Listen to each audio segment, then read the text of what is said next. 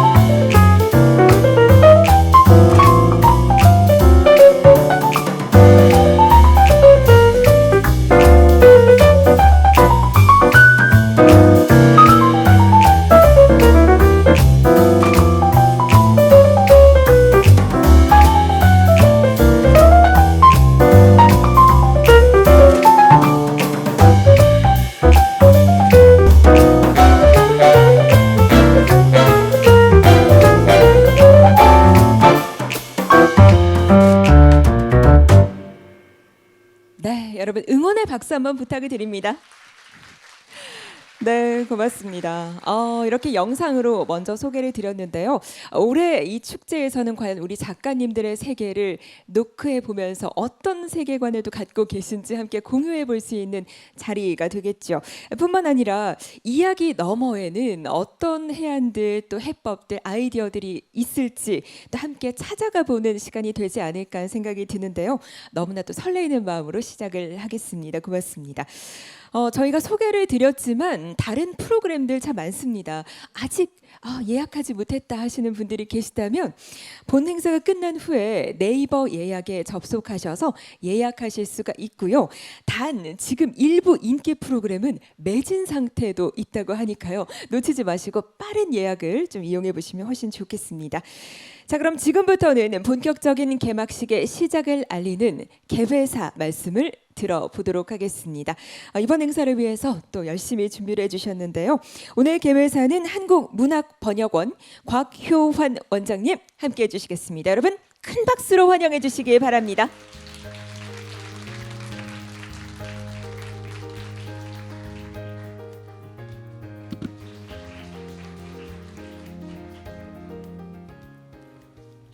네, 한국문학번역원장 곽효환입니다.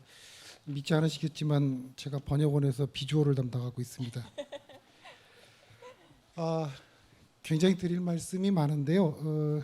그래도 개회식이기 때문에 준비한 원고를 말씀드리도록 하겠습니다.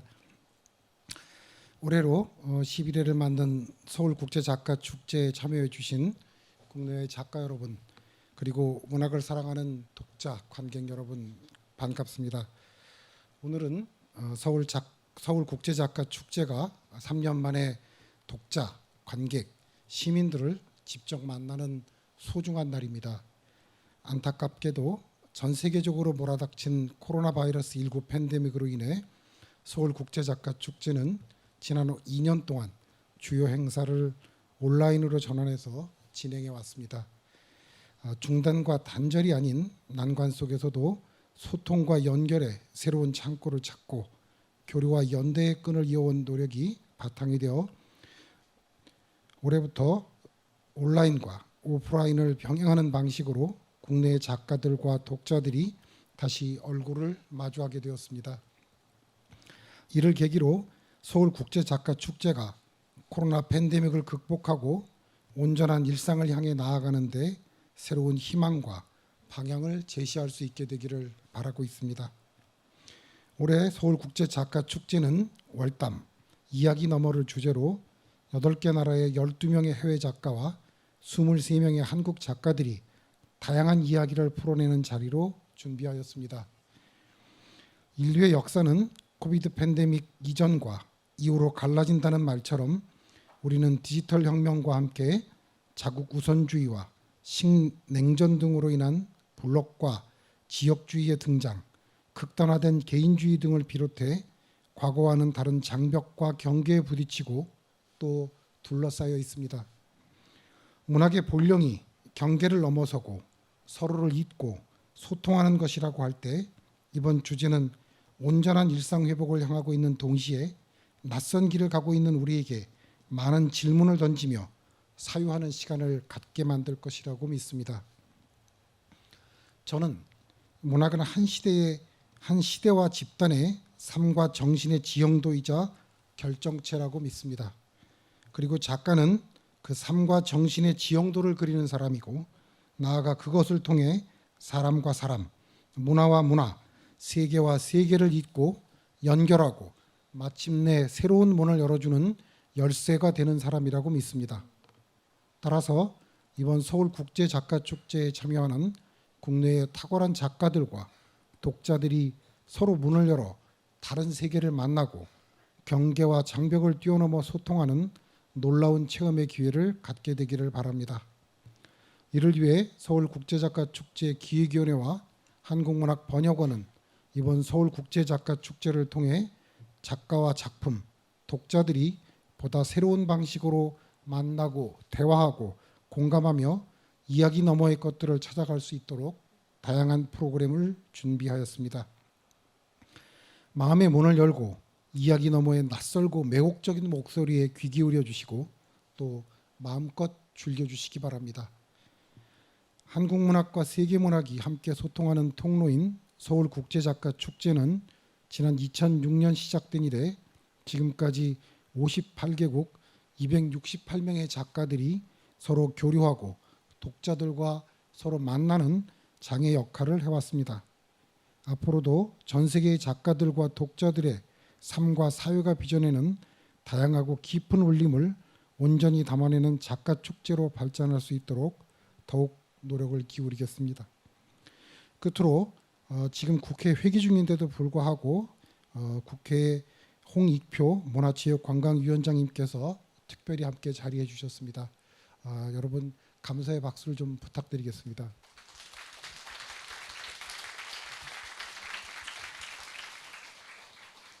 홍익표 위원님을 비롯해서 이번 축제를 위해 써주시고 함께해 주신 많은 분들께 다시 한번 깊은 감사를 드리며 제11회 서울국제작가축제의 개회를 선언합니다. 감사합니다.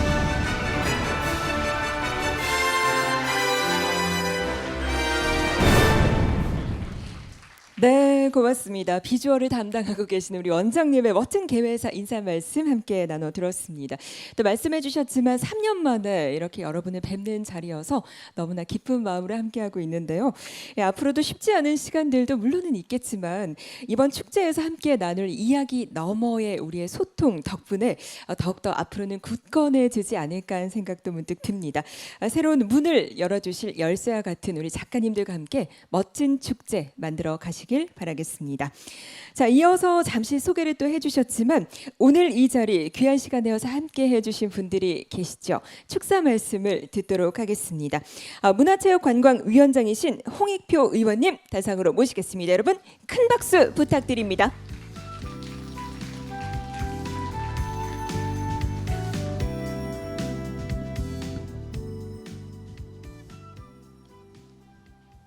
네, 반갑습니다. 지금 막 소개받은 국회 문화체육관광위원장을 맡고 있는 홍익표 의원입니다. 오늘 이 행사 정말 뜻깊은 행사라고 생각을 합니다. 서울국제작가축제 오늘 행사 준비해 주신 곽효안 이사장님 정말 축하 인사 말씀드리고요. 또 이 자리에 함께해 주신 국내의 많은 작가님들 그리고 진짜 소설과 우리 책을 사랑하는 많은 분들이 이 자리에 함께해 주셔서 정말 감사드립니다. 특히 2022 서울국제작가축제 개최 과정에서 우리 이사장을 비롯해서 김경욱 인천국제공항사 사장님께서도 이 자리에 함께하지 못하셨지만 본부장님이 대신 오셔서 인천공항에서도 행사가 있기 때문에 매우 뜻깊은 행사인 것 같습니다. 제가 아까 이 자리에 함께하기 전에 그 이사장님하고 우리 함께했던 몇 분하고 약간 사담을 나눴는데 실제 이 행사를 알게 된 거는 버스 정류장에서 알게 됐습니다. 제가 지난 일요일 날 헤이리 파주에 가려고 이 앞에 그 홀트 아동복지원의 가는 버스를 기다리고 있는데 그때 이 월담이라는 포스터가 붙어 있더라고요. 버스 정류장에. 굉장히 인상 깊게 봤습니다. 월담이라는 얘기는 원래 해석은 이야기를 넘어 비욘드 스토리라는 이런 의미로 쓰신 것 같은데 또 우리에게는 약간 중의적으로 월담, 담을 넘어서 월담한다는 의미 아마 우리 한국 분들은 익숙한 표현일 거라고 생각을 합니다. 담 너머에는 뭐가 있을까라는 생각입니다. 비욘드 월이죠. 우리하고 다른 사람, 우리하고 다른 이야기, 그리고 우리하고 다른 언어를 쓰는 또 다른 세상이 있다고 생각을 합니다. 이야기의 끝에 또 다른 이야기가 이어지고 세상의 끝에 또 다른 세상이 또 이어지는 것이 바로 오늘 월담이 말하고 싶은 내용인 것 같습니다. 제가 한 2010년에 연구소에 있을 때 해외 국제 세미나를 초청받아서 간 적이 있었습니다. BRIT라는 학회인데요. Border Region in Transition이라고 전환기에 경계 지역에 사는 경계 지역과 관련된 연구 단체였습니다. 원래는 지리학자나 인문학자를 중심으로 만들어졌던 학회가 나중에는 사회과학자나 뭐 여러 그 분야의 사람들이 함께하면서 더 그 범위가 넓어졌는데요. 그 세미나의 특징은 항상 경계 지역에서 합니다. 그래서 2개 국가를 오가면서 그 세미나를 하는데 제가 갔을 때에는 그 스위스 제네바에서 하고 또 버스를 타고 이동을 해서 프랑스 그레노블에 가서 세미나를 했던 기억이 납니다. 경계 지역에서 새로운 문화가 만들어지고 경계 지역에 담을 쌓으면 우리는 교류를 못하게 되고 문화도 정치도 경제도 발전하기 어려운데 그 경계를 허물고 서로 경계에서 사람을 만난다면 그 경계 지역에서는 가장 강하게 새로운 것들이 만들어지는 거죠. 융복합이란 말은 거기서 시작되는 것 같습니다. 서로 다른 생각을 가진 사람들이 만나서 대화를 할 때 새로운 문화가 새로운 가치가 만들어지고 또 거기서 더 많은 이 경제 사회적 번영도 만들어질 수 있지 않을까 생각을 합니다. 교류와 대화가 평화와 협력을 만들어낼 수 있는 상징적인 것이 바로 이 이야기를 넘어서 담을 넘어서라고 생각을 합니다. 저는 오늘 이 자리에 함께했던 그리고 이 행사를 기획했던 분들이 가지고 있는 사상과 철학은 바로 서로의 다름을 서로 인정하고 서로 다른 사람들이 그 자신들의 이야기를 통해서 연대하고 협력하고 통합해 나가는 것이 한 개인을 물론이고 국제사회에 큰 공헌할 수 있지 않을까 생각을 합니다. 그래서 오늘 이 자리를 기획해 주신 우리 그 관계자분들 또 이 자리에 함께해 주신 작가님들과 국내 작가님들과 여기 계신 모든 분들에게 정말 소중한 시간에 우리는 함께하고 있고 새로운 시간을 만들어가고 있는 거 아닌가 생각을 합니다. 다시 한번 이 2022 서울 국제작가축제 3년 만에 우리가 일상으로 돌아오면서 시작된 행사인데요. 정말 진심으로 축하드리고 이 행사가 보다 우리들의 생각과 그다음에 이 삶의 영역을 풍성하게 할 수 있는 그런 계기가 되기를 기원드리겠습니다. 행복한 시간 되시기 바랍니다. 고맙습니다. 네, 여러분 다시 한번 큰 박수 부탁드립니다. 네, 홍익표 의원님께서 축사 말씀 또 수고해 주셨습니다. 고맙습니다. 그렇죠. 이번 축제의 주제 이야기 넘어 월담. 또 다른 의미로 이 담 너머에 무엇이 있을지 아마 많은 분들이 궁금증을 갖고 계실 텐데요. 말씀 듣다 보니까 이렇게 함께 나눌 수 있는 소통과 교류, 대화 얼마나 또 소중한 가치를 갖고 있는지 다시금 느끼게 됩니다. 새로운 이야기를 만들어가는 과정 저 역시 함께할 수 있어서 대단히 영광입니다. 고맙습니다. 자, 이어서 다음 축사 듣도록 하겠습니다. 이번 서울국제작가축제 공동 주최사이기도 하죠.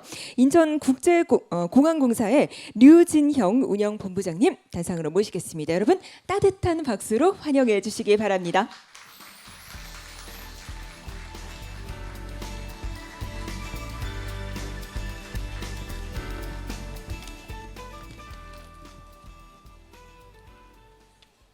예, 안녕하십니까. 인천국제공항사 운영본부장 유진정입니다. 먼저 올해로 11번째를 맞이하는 서울국제작가축제의 성공적인 개막을 축하드리며 본 개막식에 참석하신 여러분들을 진심으로 환영합니다. 이러한 축제의 장을 마련해 주신 각형 원장님 그리고 특별히 오늘 참석해 주신 홍익표 위원장님 국내외 작가님들과 독자분들께 깊은 감사의 말씀을 드립니다. 더불어 인천공항이 지난해에 이어 올해도 한국 문학과 세계 문학의 소통의 장인 서울국제작가축제를 공동 개최하게 되어 매우 기쁩니다. 무엇보다도 코로나19로 인해서 온라인으로 개최된 작년과는 달리 올해는 세계로 향하는 관문공항인 인천공항에서 강영숙, 천은영 소설가, 최동민 시인 등 저명한 작가님들과 여객이 소통하는 자리를 가질 예정이라 더욱 뜻깊습니다. 몇 해 전 봉준호 감독은 영화 기생충으로 골든글러브상을 수상을 하면서 1인치 정도 되는 자막의 장벽을 넘으면 훨씬 더 많은 영화를 즐길 수 있습니다. 라는 소감을 남겨 많은 이들에게 큰 울림을 주었습니다. 저는 봉준호 감독의 말이 비단 영화에만 적용되는 것이 아니라고 생각합니다. 한국 문학 중에도 언어의 장벽을 뛰어넘는다면 세계인의 가슴에 깊은 감동을 남길 수 있는 훌륭한 작품이 많다고 생각합니다. 과거 한강 작가의 채식주의자가 한국인 최초 맨부크상을 수상했고 최근 정보라 작가의 저주토끼가 부크상 최종 후보에 선정되는 것만 보더라도 한국 문학의 세계화 가능성은 무한하다고 생각합니다. 저는 서울국제작가축제가 K문학이 세계로 뻗어나가는 발판을 마련해 줄 것으로 생각되며 인천공항이 세계인의 글로벌 문학 축제의 장에 함께 할 수 있어 매우 영광스럽게 생각합니다. 앞으로도 인천공항은 한국문학번역원과 함께 한국 문학의 재발견 및 세계화를 적극 지원하며 공기업으로서의 역할을 다하고자 합니다. 다시 한번 개막을 축하드립니다. 감사합니다. 네, 여러분 다시 한번 큰 박수 부탁드립니다. 네, 류진형 운영본부장님께서 축사 말씀 수고해 주셨습니다. 고맙습니다. 올해는 더 많은 분들이 이렇게 함께할 수 있는 자리여서 또 너무나 행복한 마음으로 함께하고 있는데요. 언제 어디서든 누구든 또 말씀 주신 대로 문학을 통해서 새로운 삶의 기쁨과 가치를 찾아갈 수 있기를 저도 역시 진심으로 바라보도록 하겠습니다. 더 많은 분들이 이번 축제를 통해서 이런 문학들도 있구나, 이런 작가님들의 작품도 있구나, 함께 소통할 수 있는 기회 되셨으면 좋겠습니다.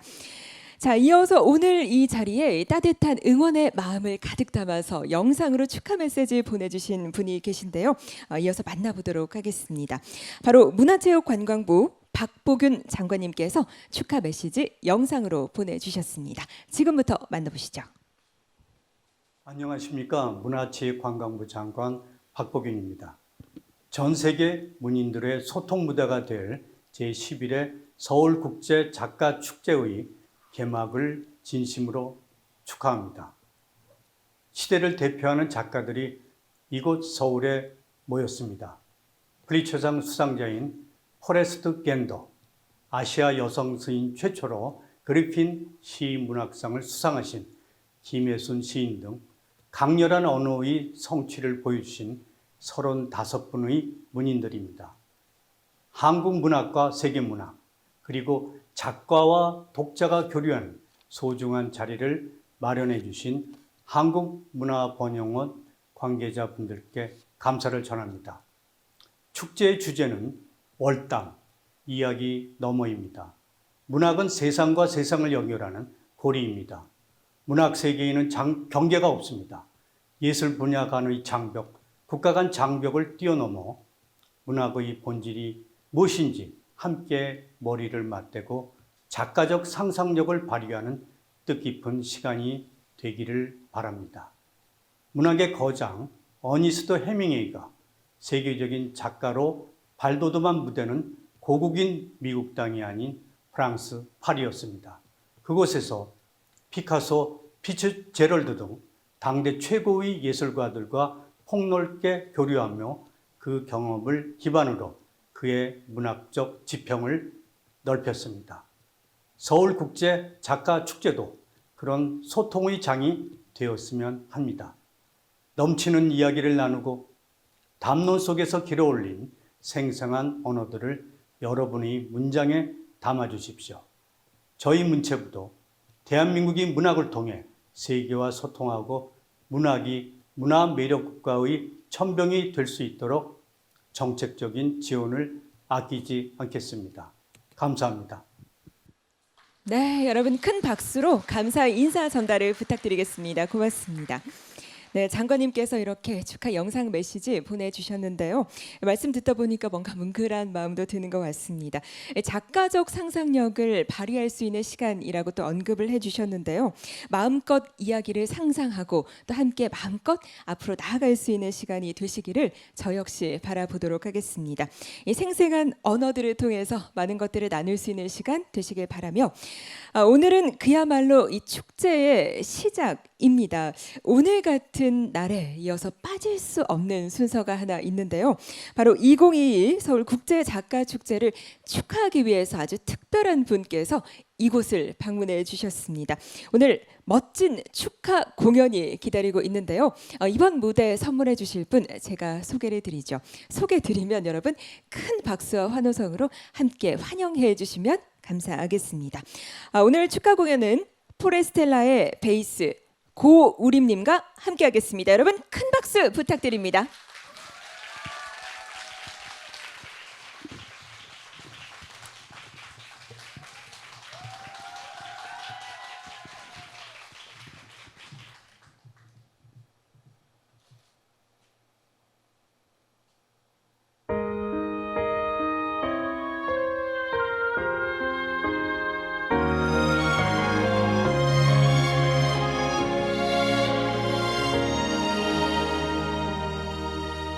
계절이 지나간 하늘에는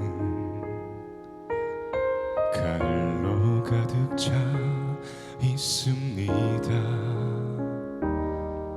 나는 아무 걱정도 없이 가을 속의 별들을 다 헤일 듯합니다. 가슴 속에 하나둘 새겨진 별 이제 다 못되는 것은 쉬아침이 오는 까닭이요 청춘이 닿지 않은 까닭입니다. 별 하나의 추억과 별 하나의 사랑과 별 하나의 쓸쓸함과 별 하나의 동경과 별 하나의 시와 별 하나의 어머니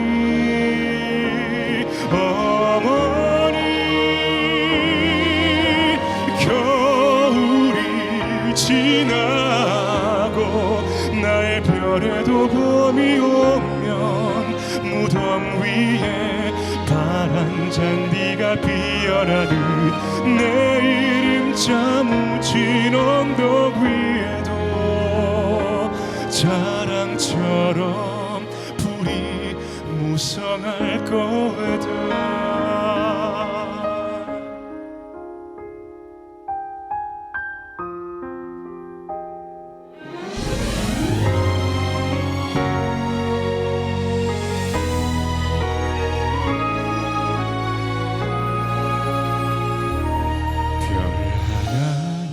추억과 별 하나의 사랑과 별 하나의 쓸쓸함과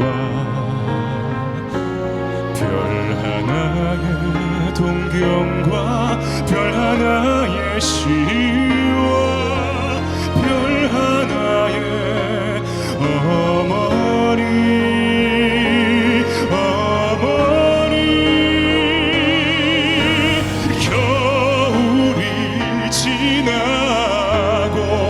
나의 별에도 봄이 오면 무덤 위에 파란 잔디가 피어나듯 내 이름자 묻힌 언덕 위에도 자랑처럼 불이 무성할 거다.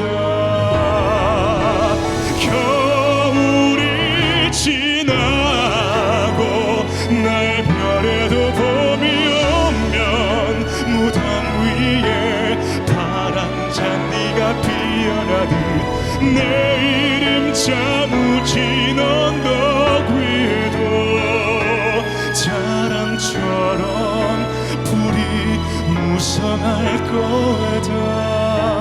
자랑처럼 불이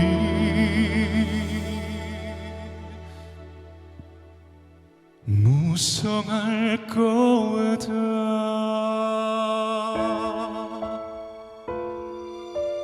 네,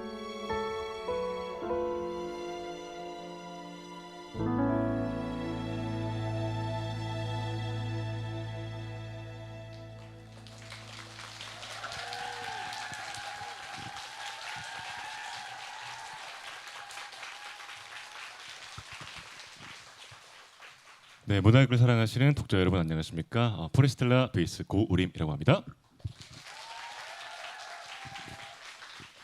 네, 이렇게 우선 서울국제작가축제 축하 공연으로 이렇게 함께할 수 있게 되어서 매우 뜻깊고 영광스럽게 생각하고 있습니다. 제가 첫 번째로 들려드렸던 곡은 윤동주 시인의 시를 곡으로 재해석한 별 해는 밤이라는 곡이었습니다. 정말 신선한 가을 문학 그리고 서울국제작가축제와 함께 여러분이 좋은 시간 그리고 위로받는 시간이 되시기를 바라겠습니다. 마지막 곡 들려드리면서 저는 인사드리도록 하겠습니다. 제가 마지막 곡으로 준비한 곡은 뮤지컬 레미제라블의 스타즈라는 곡입니다. 감사합니다.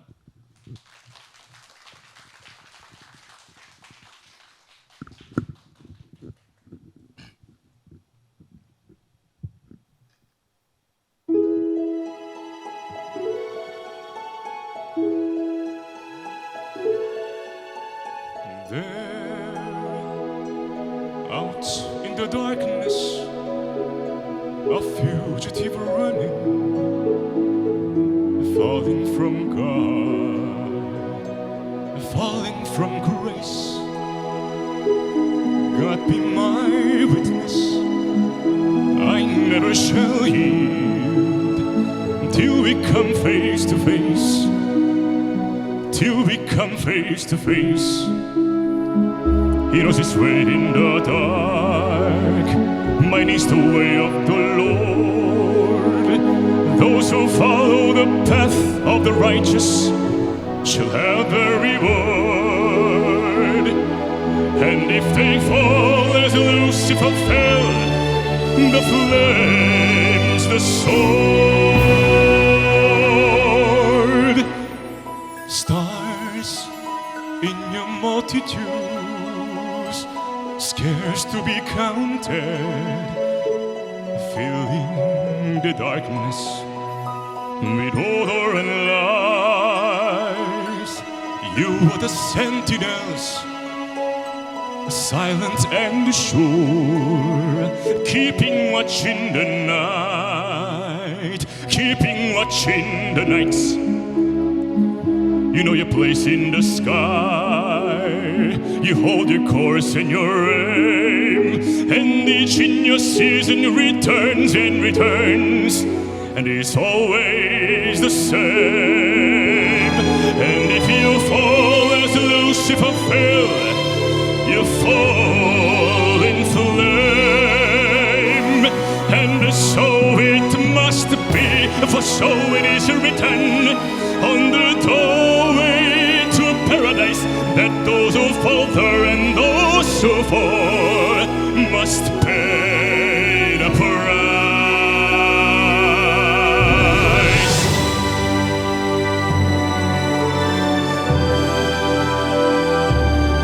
Lord, let me find him, that I may see him safe behind bars. I will never rest till then. This I swear, this I swear by the stars.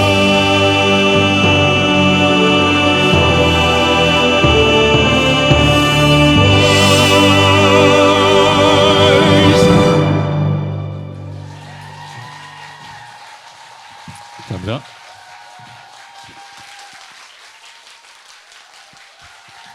네, 여러분 다시 한번 큰 박수 부탁드립니다. 와, 지금 이 개막식장을 정말 아름다운 가을 밤으로 만들어 주셨는데요. 가사의 이 단어 하나하나가 와닿는 것 같습니다. 어쩜 이렇게 생생하게 또 와닿죠. 아마 감미로운 음색 덕분이 아닐까 하는 생각이 드는데요. 이렇게 음악은 이 언어와 공간을 넘어서 누구나 하나로 묶어내는 힘이 있는 것 같습니다. 문학 역시 그러하겠죠. 더 많은 분들이 이번 축제를 통해서 함께 웃고 울고 또 응원하고 격려하는 아주 특별한 시간이 되시길 바랍니다. 축하 공연 고맙습니다. 자, 이렇게 저희는 2022 서울국제작가축제 본격적으로 시작을 했습니다. 개막식의 공식적인 순서를 마무리하면서 이어서 곧 개막식이 종료된 이후에는 김혜순 작가님 그리고 포레스트 겐더 작가님의 개막 강연 진행될 예정입니다. 뿐만 아니라 내일부터는 국내와 해외 작가가 1대1로 심도 있는 대담을 나누는 프로그램이죠. 작가 마주보다 역시 진행이 되고요. 여러 명의 작가님들께서 세계 속의 이슈들을 또 논의하는 작가들의 수다, 그리고 작가와 번역가의 이야기를 담은 작가의 방, 그리고 작가님들의 목소리로 작품을 감상할 수 있는 낭독회 역시 준비를 하고 있고요. 많은 또 낭독 공연까지 기다리고 있다고 하니까요. 기대 많이 해주시고 또 참여해 주시면 감사하겠습니다. 더욱더 자세한 내용은 공식 홈페이지 방문해 보시면 참고하실 수가 있고요. 아직까지 프로그램 예약하지 않은 분들은 네이버 예약을 통해서 이용하실 수가 있다고 하니까요. 많은 참여 부탁을 드립니다. 아까도 말씀을 드렸지만 매진되는 프로그램들도 많다고 하니까요. 여러분 서둘러 주시기 바랍니다. 자, 이렇게 개막식은 여기서 마무리되지만 곧 이어서 개막 강연 이 자리에서 진행하도록 하겠습니다. 멀리 이석하지 마시고요. 저희는 이어서 진행하도록 하겠습니다. 잠시만 자리에서 기다려 주시기 바랍니다. 2022년 여러분 멋진 가을의 축제 함께 시작해 보시기 바랍니다. 먼저 인사드리겠습니다. 저는 아나운서 장선영이었습니다. 고맙습니다.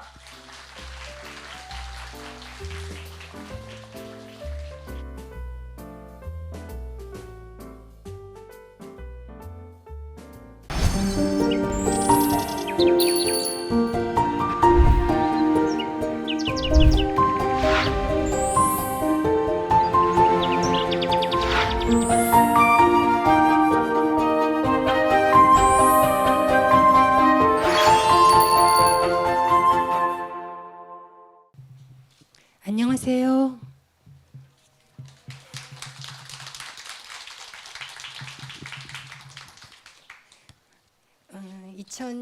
2022년 서울국제작가축제 개막 강연에 오신 여러분을 진심으로 환영합니다. 가까이 있어도 사실 코로나 이 시기에 만나기 어려웠던 한국 작가들과 세계 곳곳에서 기꺼이 축제의 주인공으로 방문해 주신 여러 나라의 작가님들, 그리고 귀한 걸음 해주신 독자 여러분들께 감사와 우정을 전하고 싶습니다. 저는 오늘 강연의 사회를 맡은 시인 김행숙입니다.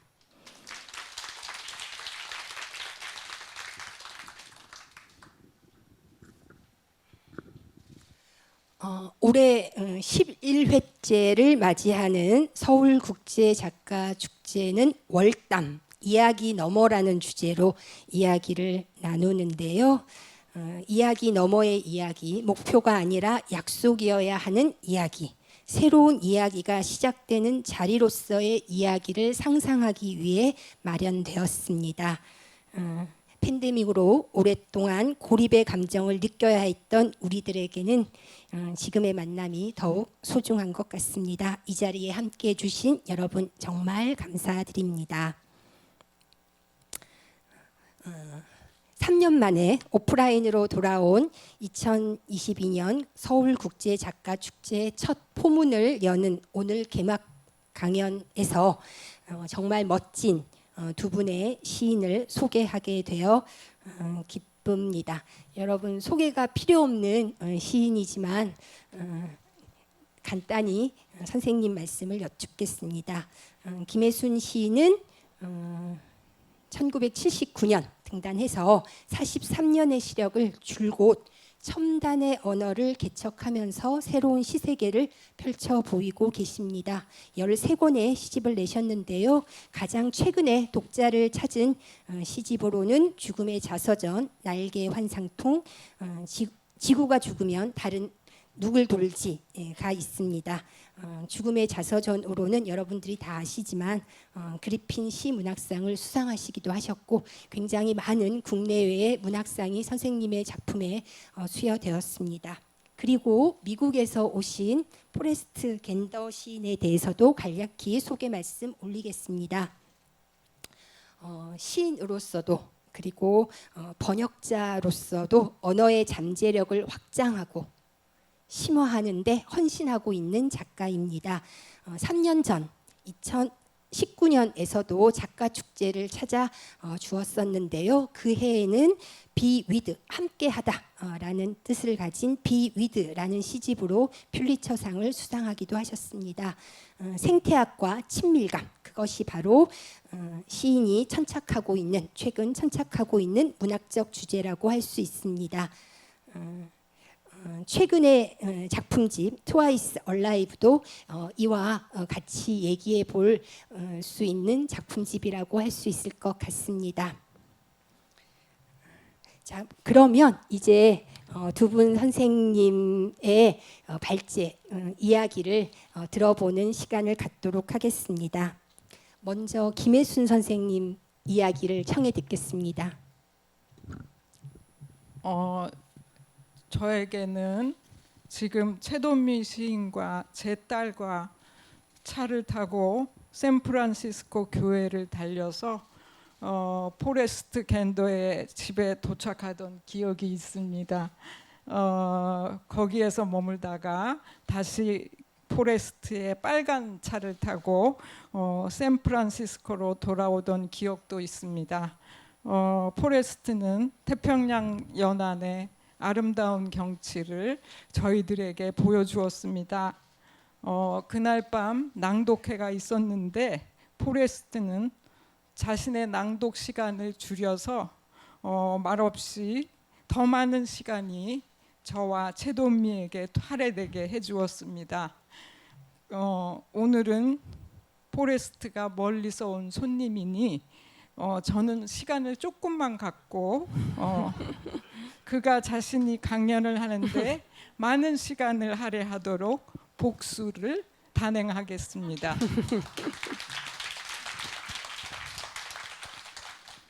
세탄이 천공의 복화술.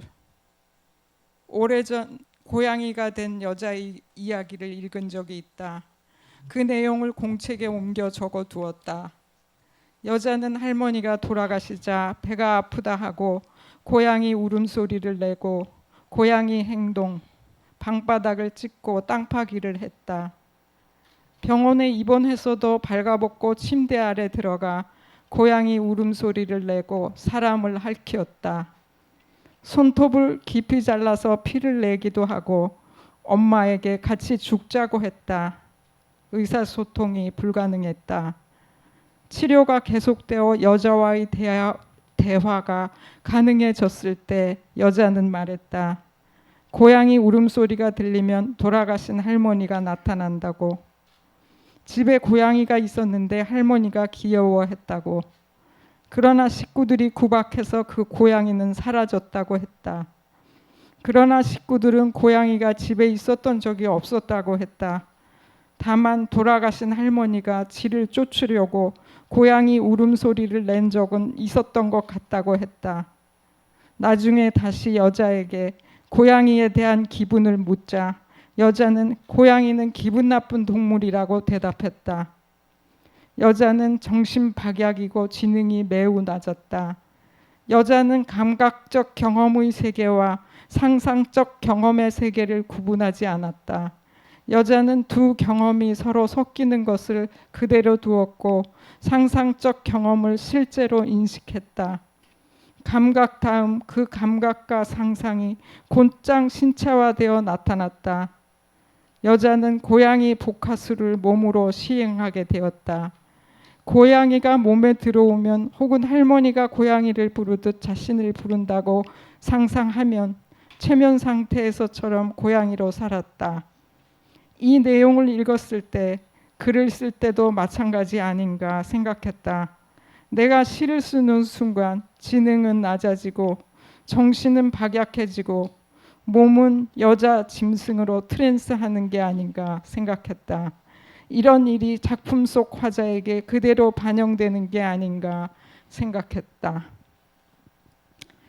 그 다음 두 단락 띄어서 영어 텍스트는 70페이지.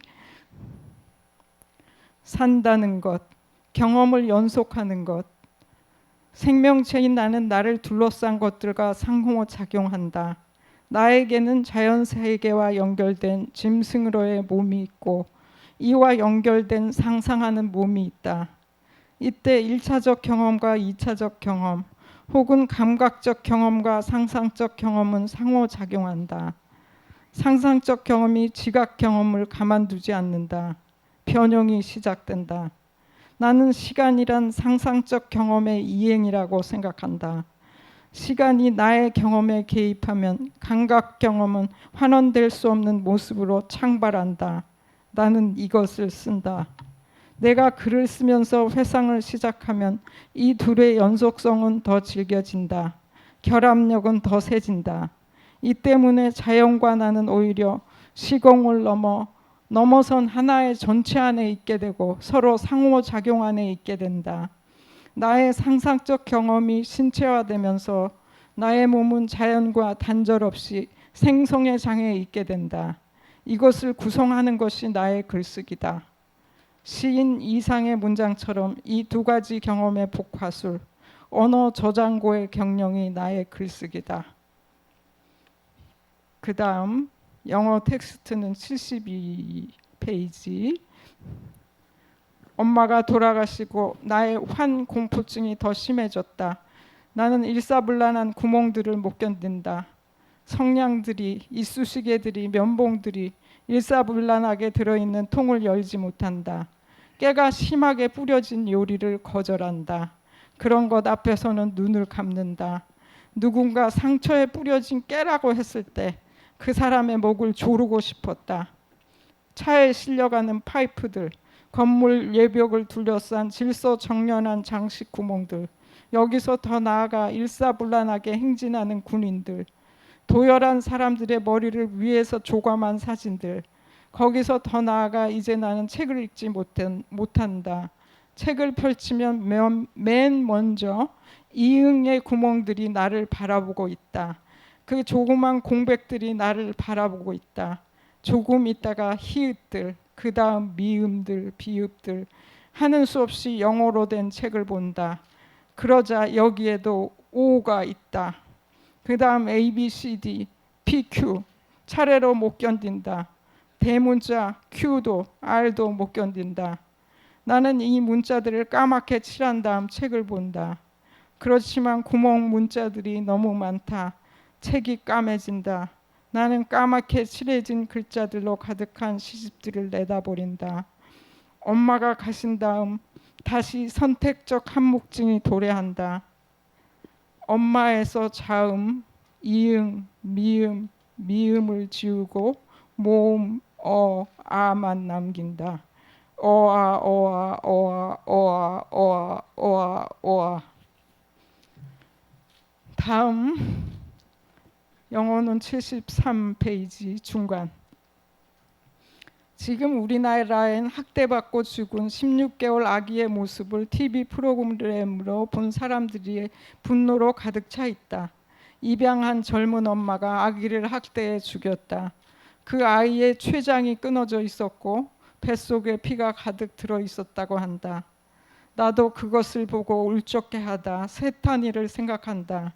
죽은 아이의 혼이 무당에 실린 것을 세탄이라고 부른다. 세탄이는 퇴자기의 일종으로 어머니로부터 버림을 받고 굶어 죽어서 귀신이 된 아기를 말한다. 세탄이는 아기 목소리로 공수하기도 하지만 새 지저귀는 소리로 공수하기도 한다. 새소리 공수는 아무도 알아듣지 못한다. 그래서 통역을 위해 또 다른 무당을 부른다. 어느 땐 세탄이의 혀끝에서 새소리가 나지 않고 뜰 앞에 꼬택에서 난다. 시냇물에서 새소리가 난다. 부채에서 새소리가 난다. 마을에서 도둑을 잡을 땐 세탄이를 부른다. 새처럼 날아서 과거의 시간으로 돌아가 그때의 광경을 다 내려다볼 수 있으니까.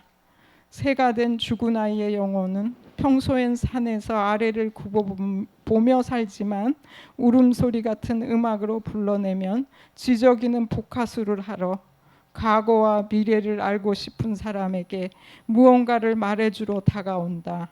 어느 땐 아무도 통역할 수 없는 불구에 난해한 말을 하러 오기도 한다.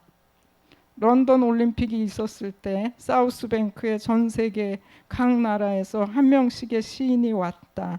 200명의 시인들이 시를 낭독했다. 영어는 스크린에 있고 각 나라 시인들은 모두 제 나라 말로 각자의 시를 읽었다. 그 중에 에리트레아에서 온 시인이 있었다. 그 시인은 단지 혀끝으로 새소리를 내었다. 통역도 스크린도 필요 없었다. 나는 그때 시라는 제도에 대해 생각했다.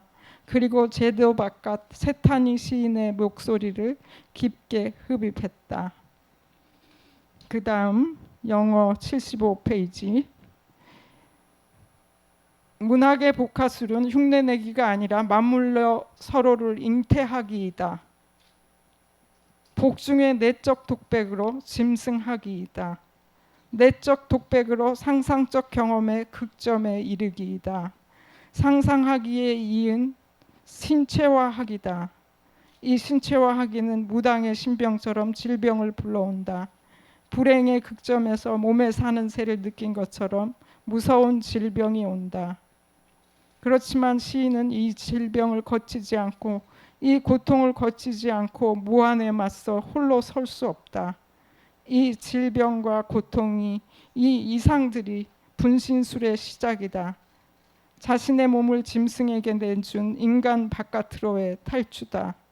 그러나 파라독실하게도 이 이상은 밖으로의 시선을 거두어 내부로 끝없이 침잠한 결과로 생겨난다. 내부로 끝없이 여행해가면 거기 비인칭 주체가 있다. 내 망아의 망아인 나의 엄마가 삶과 죽음의 경계도 없는 그곳에 있다. 그곳을 방문한 나는 장애이고 질병이고 기형이다. 그렇지만 나는 그곳에서 내부의 침잠과 투시의 극점에서 건져낸 한 마리 짐승, 새가 하늘로 솟구쳐 오르게 해야 한다. 나를 이룬 재료의 폐허, 거기에서 바닥에서 타자 되기의 극점에서 정신 박약의 자리에서 새 울음소리를 내는 목소리를 끌어올려야 한다. 이 목소리는 나의 타자다. 육안으로 볼 수는 없었지만 몸으로 만났더니다. 내 몸 전체로 만났더니다. 내 맞은편 거울 속에 살더니다. 공수가 시작되듯 그 인물이 말하게 하려면 내 리듬이 필요하다. 내 호흡이 필요하다. 쓰는 사람인 나는 이때 타자를 모신 텅 빈 가마가 된다. 익명이 된다. 다시 말하지만 이것은 흉내내기가 아니다. 그 극점의 영혼을 본래 있던 곳, 본래적으로 존재하던 곳, 내 몸 전체에게로 보내려는 나의 몸짓이다. 이때 리듬의 신명과 춤의 도약이 도와준다. 팔다리에 날개가 돋은 것처럼 스스로의 존재에 반항하는 것처럼 심해에 도착한 것처럼 깃대들이 천천히 혹은 빨리 흔들리고 징소리 요란한 중에 새가 날아오른다. 세타니가 새소리로 복화술을 시작하듯 내부로의 감금의 절정에서 새가 날아오른다. 다시 세타니의 공수가 터지듯 존재자와 타자가 쌍둥이처럼 복중에서 끌어안는다. 그렇지만 이제 날아갈 시간이 돌아야 한다. 드론처럼 높이 날아올라서 마을의 도둑이 출몰한 곳을 지적해주러 나갈 시간이 다가온다. 위트와 아이러니, 패러독스가 난무한다. 하나의 단어를 발음하는데 두 개의 목소리가 겹쳐져 들린다. 자가 증식이 시작된다. 감사합니다.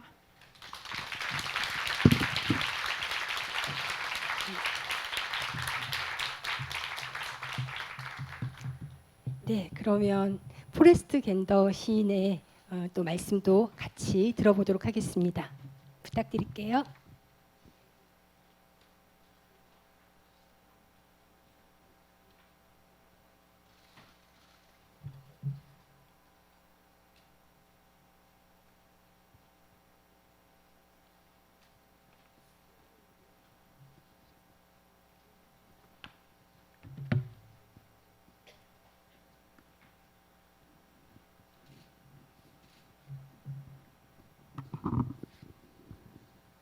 I like that Kim Hai-soon condensed her own essay.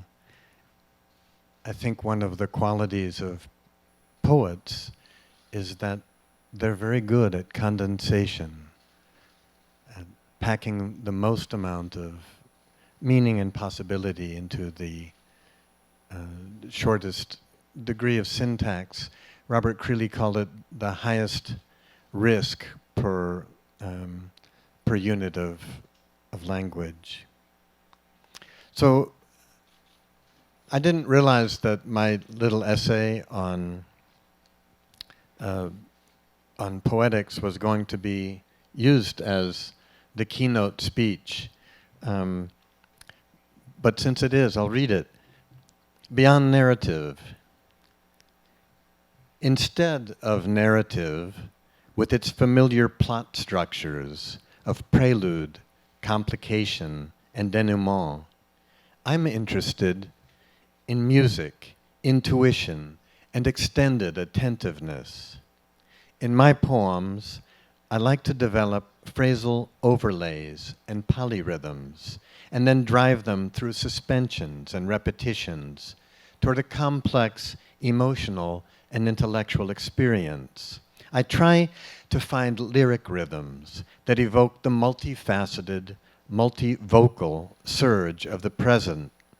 That multivocal is like what Kim Hai-soon is talking about at the end of her essay, with two overlapping voices.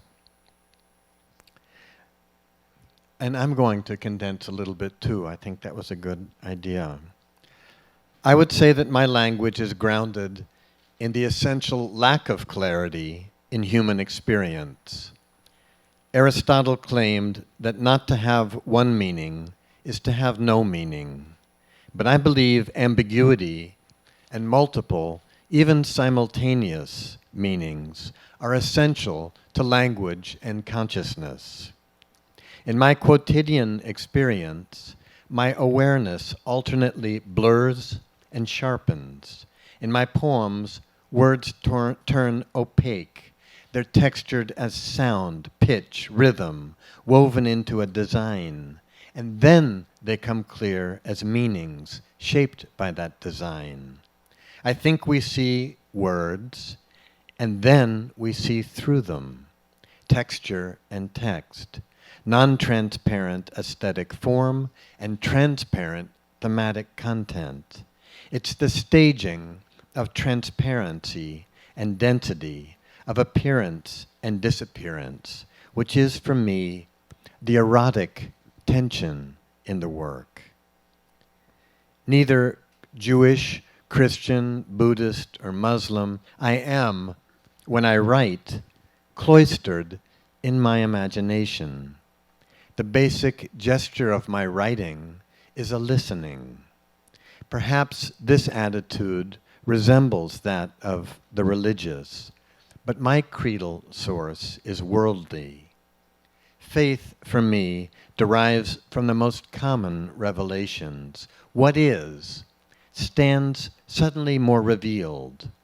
I have found no truth but truths and interrogative, no reality but feeling and interpretation. It's hard to sustain a constant awe, as Lao Tzu importuned, and so tragedy befalls us. We fail to construct a lifelong state of wonder, and yet artistic and spiritual endeavors inspire our efforts to do so, as though the efforts were themselves all important. If the language practices commandeering world history are increasingly standardized and utilitarian and transcriptional, poetry offers a different order of relationship with the other, because poetry's meanings are neither quantitative nor verifiable, because they are distinct from those meanings obtained by purely rational and calculative processes, they might well be considered miraculous. I come to consider language by how it uses me. Poetry offers a transformative summons. It enacts my own felt need to engage emotional, aesthetic, and intellectual experience in forms that are neither self-serving nor predatory. When, in an interview, Rosemary Waldrop says, "The one transcendence that is available to us, that we can enter into, is language." She implies that language houses all of us together, shaping human experience. The great capacity of language is to bring us into proximity with one another. We fill with recognitions. In my own encounter with poetry, I approach the imagined possibility of an attentive mode of being, shifting my perspective. Poetry reconstructs my relationship to the world and to the future. I am torn awake.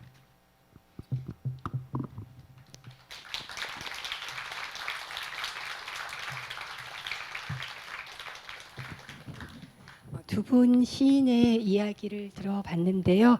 제가 조금 크게 좀 무리를 해서 두 분 선생님들이 하신 이야기를 좀 압축을 해보자면 그 김혜순 선생님의 경우에는 시를 쓴 시간, 시를 하는 시간, 선생님 표현으로 하자면 시를 하는 시간에 무슨 일인가가 일어난다. 그 부분에 시 쓰는 시간의 어떤 과정 속에서 일어나는 그 사건들, 양상들, 내 몸의 변화들 이런 것에 좀 초점을 맞추어서 이렇게 선생님 글을 다시 한번 음미해 보시면 좋을 것 같다는 생각이 들고요. 또 포레스트 겐더 시인의 어떤 시론, 시학에서는 아주 근본적인 생각을 하도록 합니다. 시의 언어란 무엇인가? 언어라는 차원에서 이야기를 그 언어가 가진 우리가 하나의 뜻을 가진 언어라고 생각하지만 그 언어 안에 겹과 층을 가지고 있는 여러 개의 담을 가지고 있는 오히려 담을 넘는 문제보다도 일단 담이 없다고 생각하는 세계의 담을 발견하는 과정이 세계를 넓히는 과정일 수도 있다라는 생각을 하게 만들어주는 그런 글이었다고 생각을 해봅니다. 두 분 선생님 이야기를 들었는데요. 이야기하는 와중에서도 그런 얘기 하셨어요. 상호작용 얘기를 하셨는데 서로 어떤 에세이를 듣고 어떤 생각을 하셨는지 그런 게 좀 궁금하거든요. 여러분들도 그러실 것 같아요. 그래서 서로에 대해서 서로의 글에서 어떤 생각을 하셨는지 여쭈어 보려고 합니다. 김혜순 선생님께 먼저 이번에는 겐더 선생님이 먼저 얘기를 시작해 주실까요? 그러면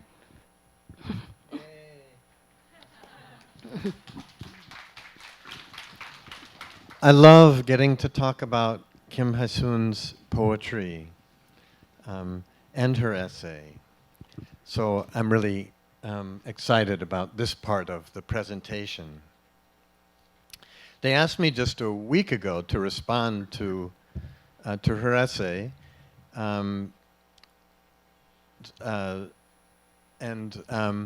I thought maybe the best thing would be to provide a series of personal responses to Kim Hae-soon's fierce and oniric essay. It radiates so many spokes of thinking and feeling that perhaps the best I can do is to try to articulate some of my excited associative responses. And who am I? A fatherless poet raised in a house of women, my mother, my grandmother, and my two sisters. When I landed in college and for the first time really encountered the minds of men, I honestly had no idea what they were talking about. The story that Kim Hae-soon mentions, in which a woman turns into a cat, may very well be related to one of the most notorious recorded cases of quote-unquote mass hysteria, when first one nun and then others in a French convent began to mew and crawl around the convent like cats. Curiously, after that, there were more recent but very similar accounts of multiple unrelated schoolgirls suddenly acting like cats. Psychologists tend to explain these incidents not as moments of ventriloquism, but as transformative responses to social and religious pressures, particular to young women. In her essay, Haisun's early reference to this story anticipates her later exploration of the concept of woman animal. At the same time, it underlines her postulation that, quote, despair invents ventriloquy, unquote, which is a formulation that radically modifies and genderizes Dostoevsky's assertion, which is also common to classical Greek thought, that, quote, suffering is the origin of consciousness. Above the kitchen sink in the house of a ceramic artist named Tracy Ware, she was one of the founding members of the feminist artistic collective Calabash Pottery. There's a large handmade placard that announces, "Comfort kills." Maybe, as Haisun implies, art and literature have a more important charge than just comforting people. Comfort almost always involves the known, the familiar. But great art and literature leads us into the unfamiliar, the unaccounted for. One trajectory is palliative and lulls us without addressing underlying problems. The other trajectory, Kim Haisun's trajectory, tears us awake. Kim Haisun doesn't mention the term eco-poetics, but when she writes that nature and I are inside the wholeness, or my body, unsevered from nature, resides in what I call a field of doing, she is describing some of the tenets of eco-poetry. And when she describes herself as woman-animal, she breaks down that ill-conceived Western distinction between the human and the non-human. Unlike other art or literary movements, so many of which were founded by a small group of men in a major city, often Paris, eco-poetry has sprung up all at once around the world. And from its beginnings, many of its major exemplars were women. Writers such as Inger Christensen from Denmark, Coral Bracho from Mexico, Julia Fedorchuk from Poland, Madhur Anand from Canada, Brenda Hillman from USA, Anya Utler from Austria, Cecilia Vicuña from Chile, Osagawara Chorui from Japan. In eco-poetics, writers imagine modes of writing that might destabilize hierarchies that humans have devised to assume their primacy over the rest of the world. Man above woman, above animal, above plant, rational thought above feeling, dream, and intuition, self-centered transactional relations above mutuality. When Kim Haisun insists that she doesn't write about bird, but instead, I do bird, I'm reminded of the long connections between shamanism and poetry. Anthropologists have said that three things have been observed in virtually every culture ever studied. Human cultures tend to invent formal ways of dealing with our dead. We don't just watch them die and then walk over them. We tend to create some kind of restrictions about incest, incestuous relations, and in every human culture, there's been some form of poetry, often connected with healing, shamanism, visionary experience.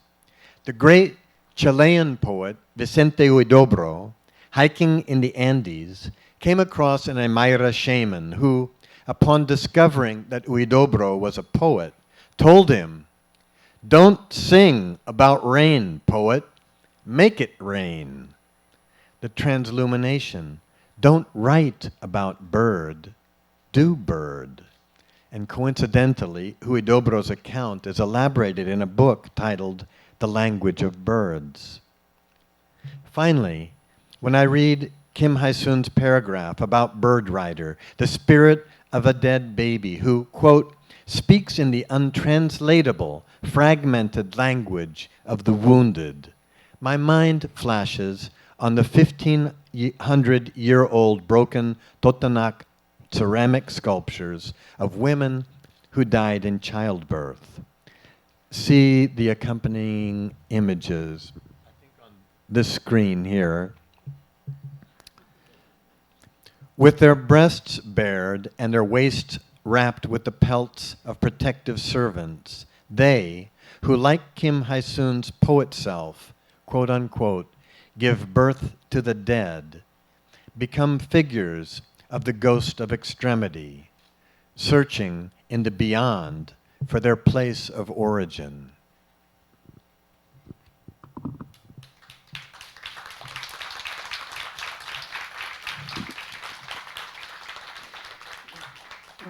네, 얘기를 또 청해 듣고 났더니 더 이제 얘기가 한층 깊어진 느낌이 듭니다. 자, 그러면 이번에는 김혜순 선생님의 이야기를 들어보겠습니다. 지금 보여준 이미지에 제 얼굴을 올려 보았는데 도무지 실감이 나지 않았지만 굉장히 재미있었습니다.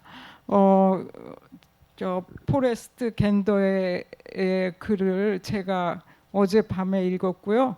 또 그것에 대하여 말해야 된다는 것은 생각해 보지 않았는데 오늘 아침부터 이 글에 대해서 말해야 한다는 것을 알았을 때 굉장히 당황하면서 그러면서도 이 글이 마치 제가 쓴 것처럼 어떤 동질성을 느꼈다는 그런 사실이 떠올랐습니다.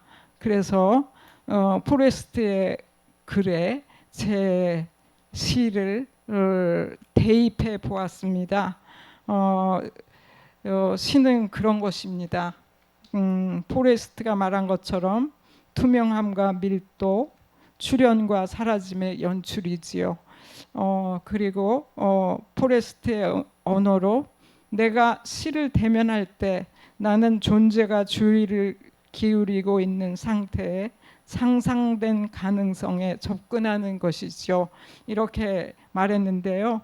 저는 이런 문장들에 참으로 동의합니다. 특히 상상된 가능성이란 말에 꽂혔는데요. 이것은 제 생각에 새로운 리얼리즘이라고 부를 수 있는 가능성을 내포하고 있다고 생각했습니다. 그것은 제가 최근에 출간한 그 지구가 죽으면 다른 누굴 돌지라는 시집이 있는데 그 시집에 에세이를 붙인 박준상이라는 교수가 쓴 글을 보면 현실 그 아래에 리얼리티의 무대화라는 말과 닿아 있습니다. 또 그 올가 토카르추크가 2018년 노벨상을 받고 한 수상 연설에서 리얼리즘이라는 개념으로 이해하고 있던 것들을 재정의하고 자아의 한계를 뛰어넘어 우리가 세상을 바라보는 창이었던 유리 스크린을 관통할 수 있는 새로운 리얼리즘을 모색하는 것, 그것이 우리의 과제입니다 라고 한 것과 같은 맥락이라고 저는 그 상상된 가능성을 해석했습니다. 그것이 우리의 과제이라고도 저는 생각했습니다. 그리고 아까 말한 그 박준상이 에세이에서 사회 일반의 고독이기도 한 나의 의식적 고독의 울타리에 뚫려 있는 구멍을 직시하는 움직임이 반드시 요청된다는 그런 주장과 다시 연결된다고 생각했습니다. 저는 시에 등장하는 이런 의식의 움직임이 새로운 리얼리즘의 문을 열 수도 있겠다고 생각하게 되었죠. 이 두 사람의 발언은 리얼리즘에 대한 고정된 시각을 가지고 저의 시에 대해 모더니즘이라고 평가를 내리는 우리나라 평론가들에게 시사하는 바가 있으리라고 생각됩니다. 포레스트 캔더는 이 글에서 일상의 경험 안에서 나의 인식은 무뎌졌다가 예리해지기를 반복한다. 내 시 속에서 말들은 흐려지고 소리의 음력, 리듬의 질감이 되어 어떤 의도를 향해 짜인다고 의미가 형성되기 이전의 모습을 얘기합니다. 시에서의 리듬은 시가 전개하는 시간이고 에너지와 긴장, 현기증입니다. 한편의 시의 리듬은 한편의 시의 생애이지요. 시에서의 리듬은 한편의 시가 시라는 플레이스에서 살아내는 모습, 과정, 전체라고 생각합니다. 그 리듬 안에 시의 미학과 윤리학을 거론하는 그것을 시의 리얼리즘이라고 말하는 사람들이 시에 등장하는 내용만을 가지고 시에서의 윤리학을 거론하는데 그것은 시를 하나의 장르로 인정하지 않는 태도라고 생각합니다. 그것은 소설을 다룰 때와 똑같이 시를 다루는 태도라고 생각합니다.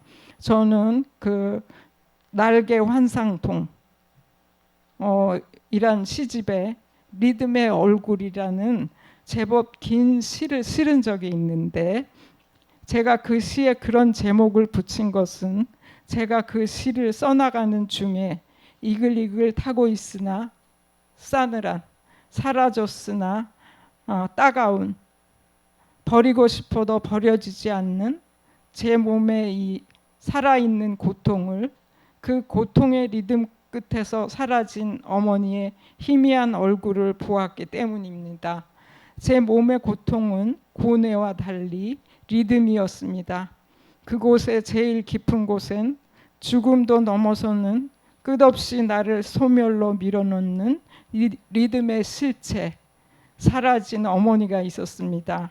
말하자면 제 고통의 주인은 언젠가 제 몸을 수태한 제 몸의 주인이었으나 지금은 사라진 이의 얼굴로 거기 있었습니다.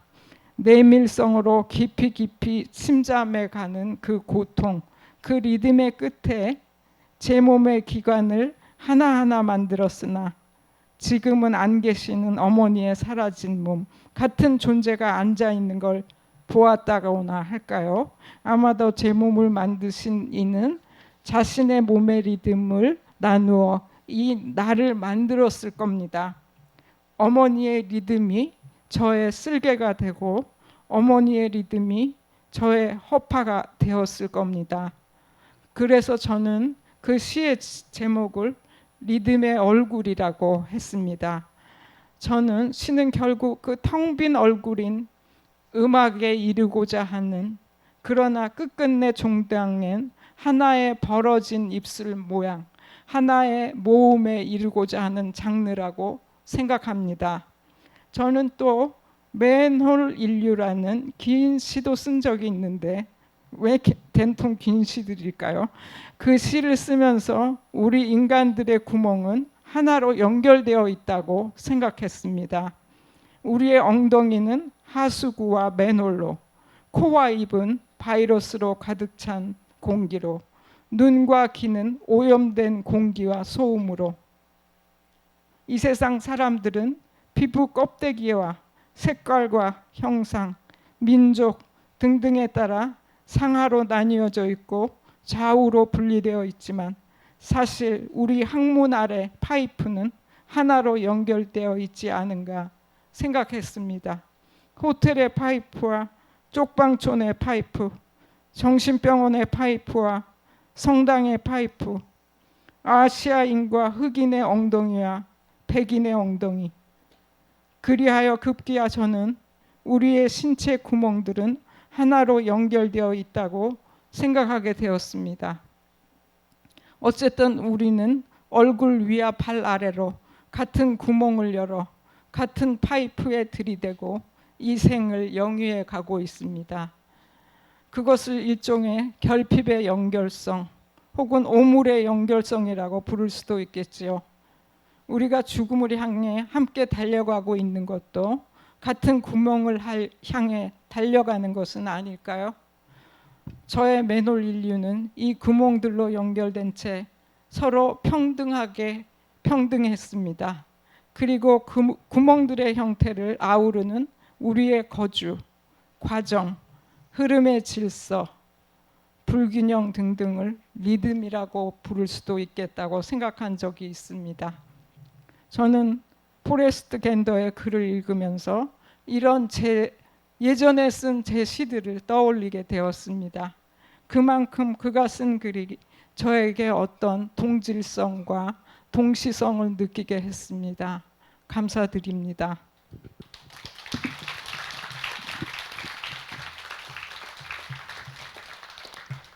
두 시인의 이야기를 서로 나누어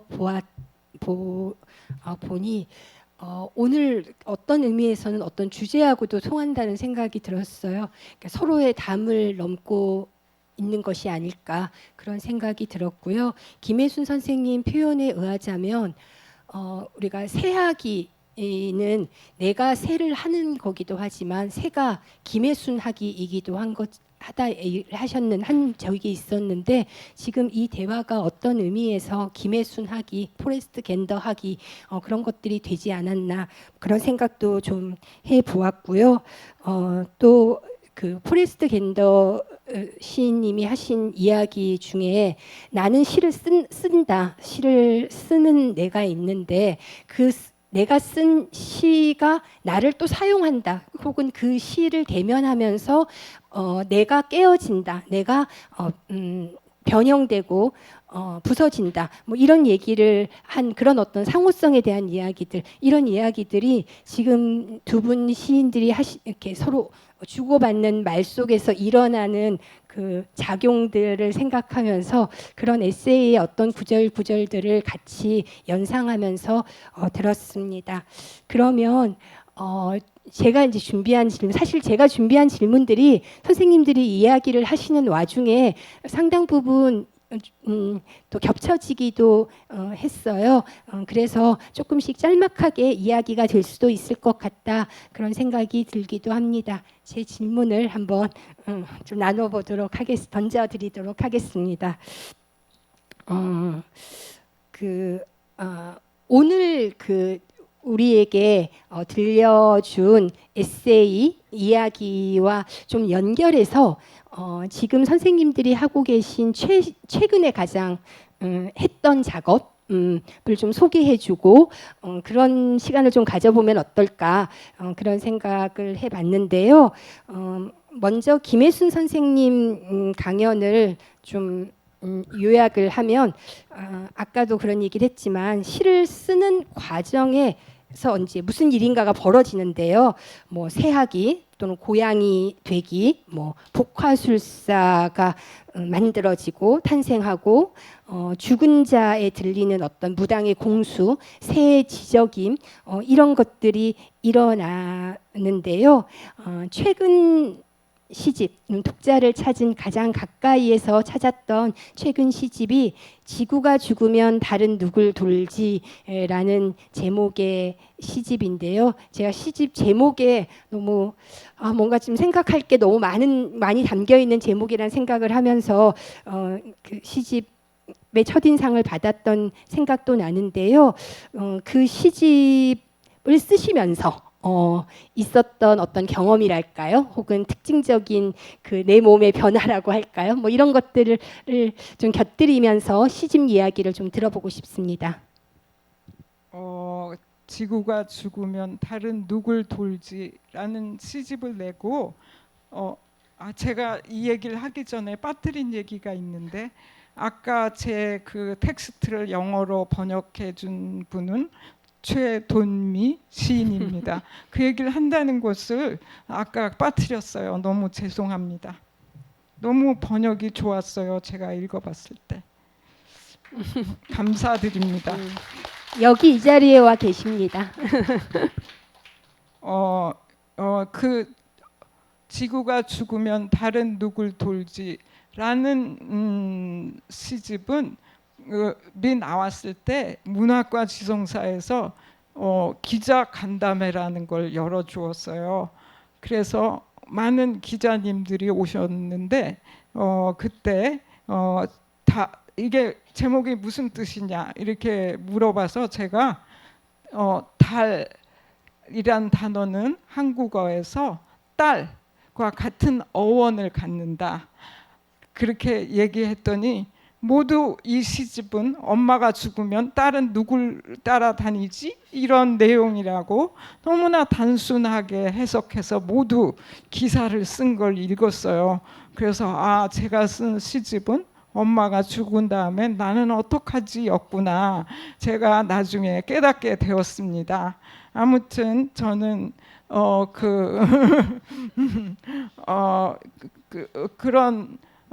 저는 그런 1차원적인 해석이 늘 반갑고 재밌습니다.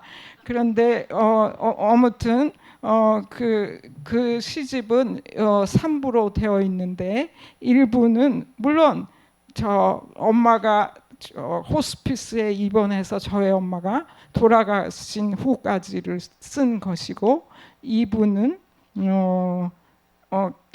셧다운 시대를 쓴 것입니다. 그리고 3부는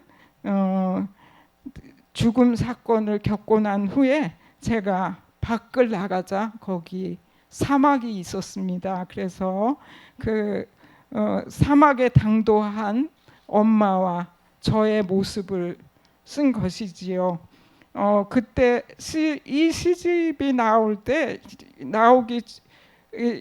이 시를 쓸 때 그 최돈미 시인과 저는 많은 나라에서 낭독회를 했어요. 그렇게 많이 할 수가 없었어요.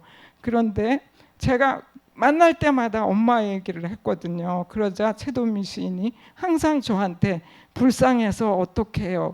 그런 말을 했어요. 그게 너무 위로가 되었어요. 저한테는. 그런데 아무튼 그런 걸 썼어요. 그래서 저는 그 시를 굉장히 비탄 속에서 썼는데 저는 그 시를 쓸 때 비탄이 그 슬픔이 저에게 침묵을 요구하기도 하고 또 어떤 증언을 요구하기도 했지만 이 세상에 그 팬데믹 기간 동안에 많은 비탄에 빠진 사람들의 어떤 사람들과의 연대 그런 것을 생각하기도 했습니다. 그래서 기도하는 것보다 슬퍼하는 것이 시인에겐 가치 있는 일이라고 생각해서 계속 그 비탄의 어떤 슬픔의 연결성이랄까 그런 것을 생각하면서 이 시들을 썼던 것 같습니다.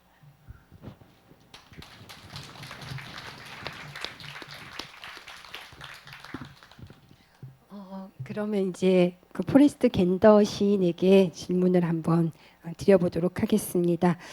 포레스트 겐더 시인은 시를 통해서 언어의 가능성, 그러니까 주어진 현실성이 아니라 언어의 새로운 가능성, 그리고 잠재력 그런 것을 확장시키고 심화시키고자 하는 고민을 계속해 오고 계신 것 같습니다. 그리고 그 계속한다는 것, 지속한다는 것, 그것의 노력, 그것의 결과가 아니라 그 노력 자체가 굉장히 중요하다라고 생각하고 계신 것 같습니다.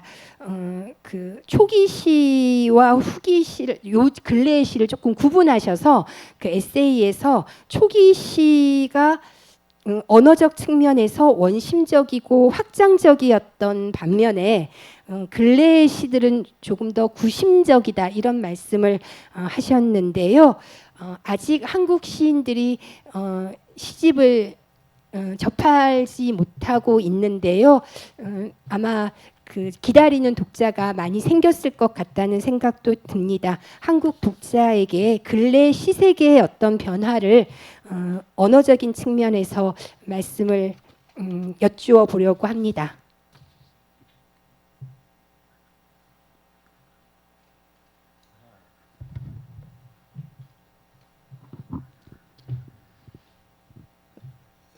So I have an early poem that uses an analogy that goes something like, "My friends all stood up like the hair on the back of a dog, or on a dog's neck." And I think of that as something that takes the poem out from its center point. It adds something that may be ornamental. And in my more recent poetry, I'm interested in those sorts of analogies only if they tighten and attach themselves to some kernel meaning that that I'm exploring in the poem. And among the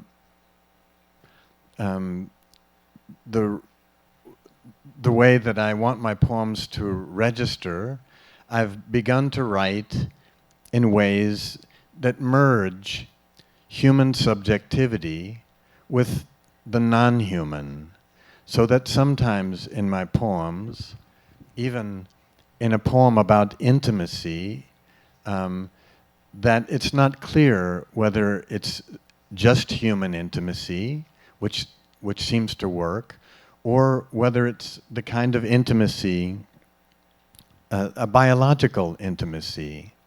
And to give an example,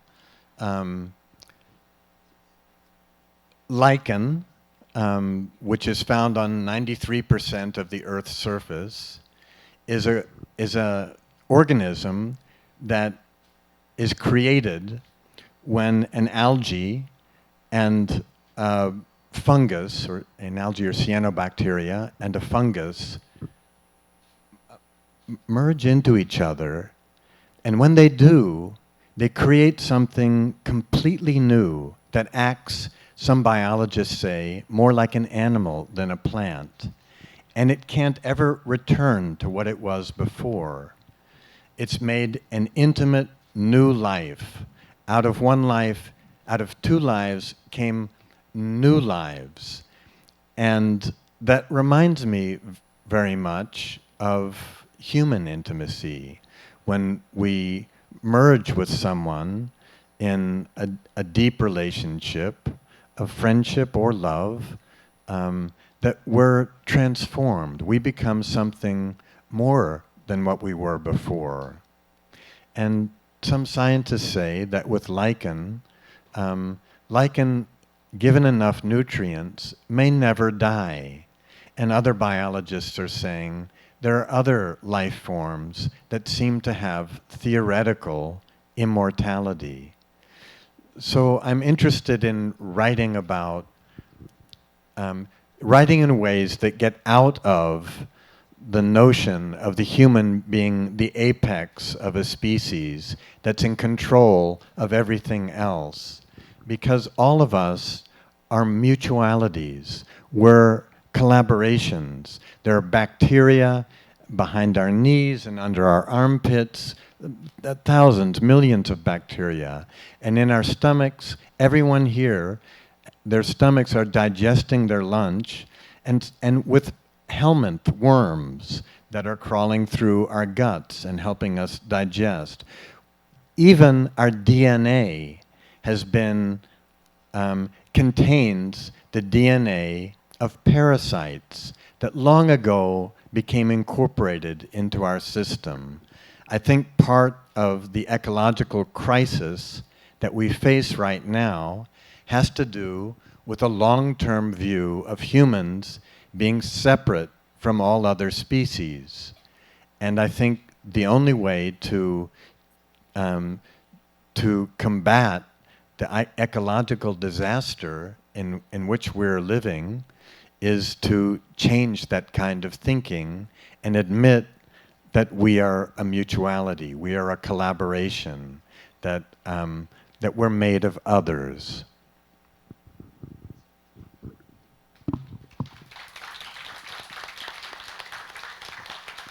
두 분 말씀 잘 들었습니다.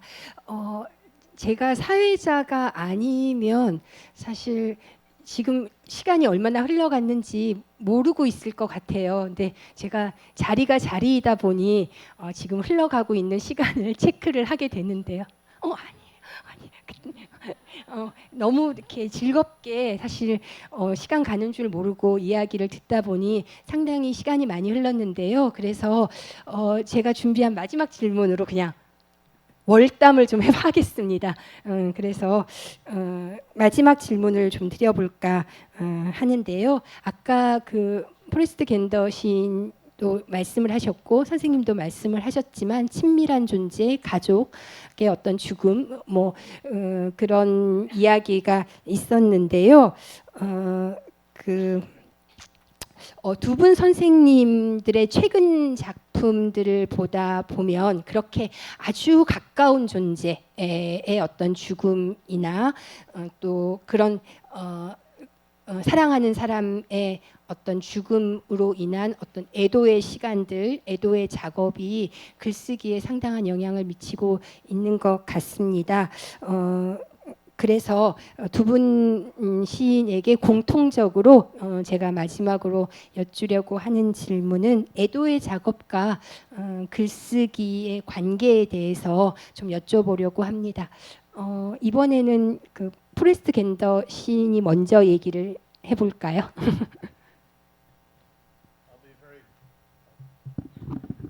I'll be very brief. I'm so sorry I talked too long at the last question.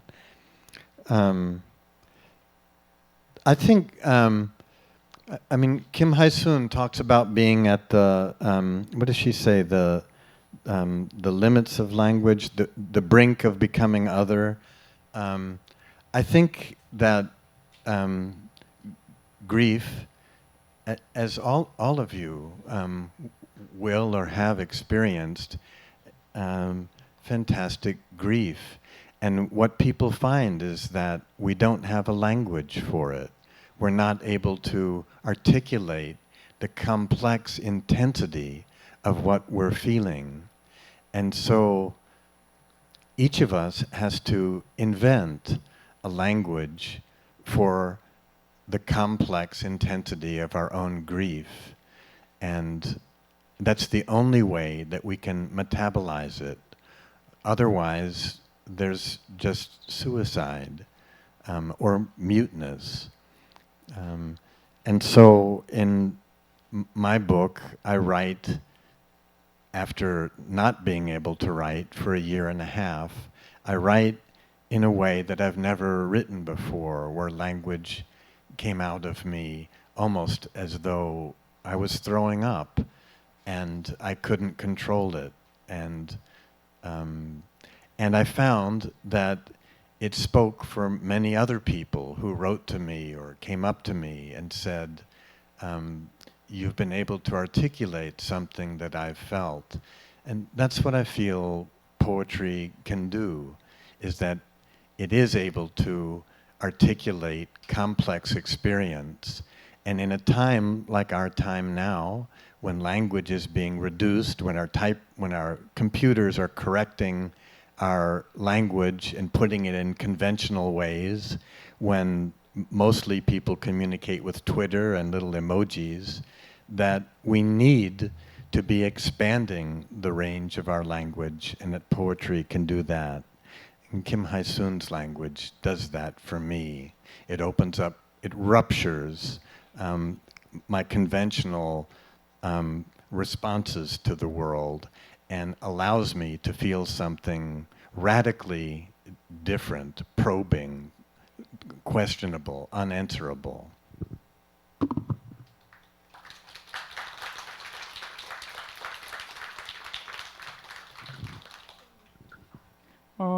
지금 포레스트 겐더가 대답한 것에 미투 그리고 끝내고 싶어요.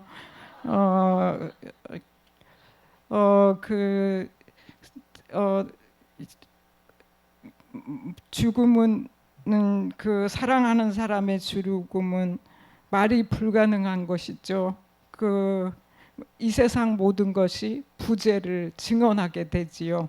그래서 어딜 봐도 없음이 있다는 거, 우리에게 없음이 있고 이 계단에게도 없음이 있고 저 날아가는 새에게도 없음이 있었어요.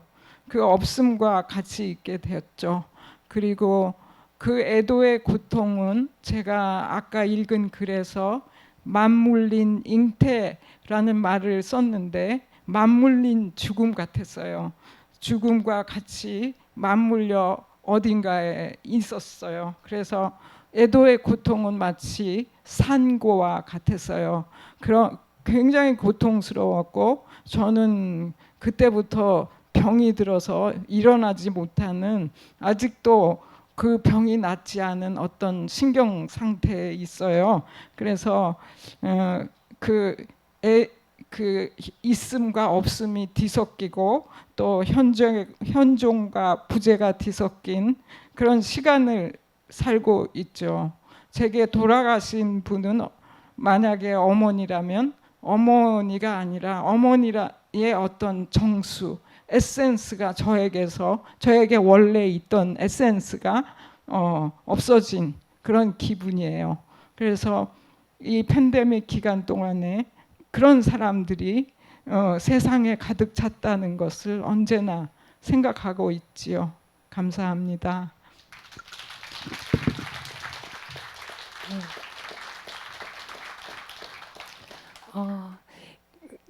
지금 애도의 작업과 글쓰기의 관계를 여쭈었는데 그 얘기 끝에 사실 시의 언어가 무엇인가 그런 것에 도달한 것 같다는 생각이 듭니다. 말할 수 없는 것을 말하는 것, 말의 불가능성이 시의 결국은 가능성, 새로운 어떤 잠재된 말의 새로운 걸 만들 수밖에 없는, 존재하지 않기 때문에 만들 수밖에 없는 말들, 그런 것들이 만들어지는 과정이 그 애도의 작업과 이렇게 맞물려 있는 그런 얘기를 들었습니다. 그러니까 죽음과 생성이 맞물려 있는 이야기로 들리기도 했습니다. 이렇게 해서 오늘 그 강연을 듣고 또 나누고 또 질문도 던져보고 답변도 들어보고 하면서 1시간 이상의 시간을 보내었는데요. 여러분들에게 더 깊어지는 뭔가 자기 안쪽으로 조금 더 깊어지는 방식으로 담을 넘는 시간이 되었기를 바랍니다. 제게는 그런 시간이 되었답니다.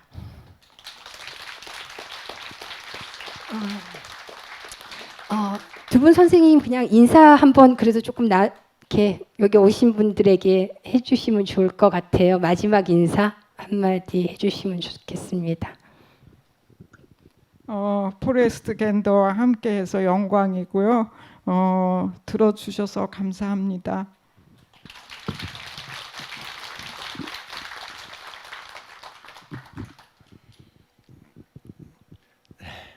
I feel very humble sitting next to Kim Hai-soon and want to thank her for all she's given me as a writer through her translator, Dan Mi-che. And it reminds me to thank all of the translators.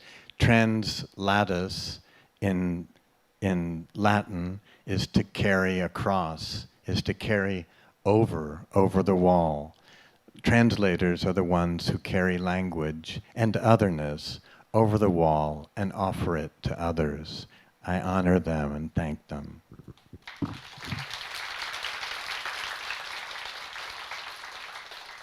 예. 다시 한번 감사드립니다.